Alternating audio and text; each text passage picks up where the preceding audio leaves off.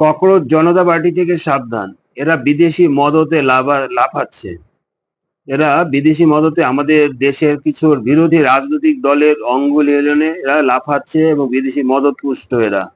যখন এই বর্ষাকালীন পার্লামেন্টের অধিবেশন বসতে চলেছে এবং পার্লামেন্টের এই অধিবেশনে কিছু গুরুত্বপূর্ণ বিল পাশের সম্ভাবনা রয়েছে, তখনই এরা সরকার বিরোধী, হিন্দুত্ব বিরোধী, জাতীয়তাবাদী বিরোধী স্লোগান দিচ্ছে এবং এক জায়গায় হচ্ছে, এরা মিলিত হচ্ছে। এরা গভীর ষড়যন্ত্র, এই ষড়যন্ত্র থেকে দূরে থাকুন, এই ষড়যন্ত্র থেকে দূরে থাকুন। এরা আমরা বাংলাদেশেও দেখেছি, আমরা পাকিস্তানে তার আগে দেখেছি, আমরা শ্রীলঙ্কায় তার আগে দেখেছি, আমরা নেপালে দেখেছি। বিদেশি মদতপুষ্ট এই একটা গভীর ষড়যন্ত্র, যারা এই সরকারকে ফেলে দিয়ে তাদের তোষামোদে তাদের পুতুল সরকার বসাতে চায়।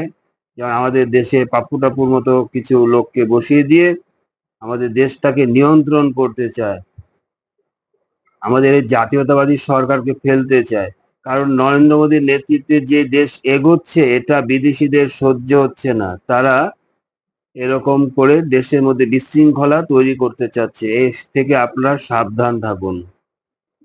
ধর্মেন্দ্র প্রধানের পদত্যাগ চাচ্ছে, ভালো কথা। ধর্মেন্দ্র প্রধানের আজকে কি নতুন নাকি?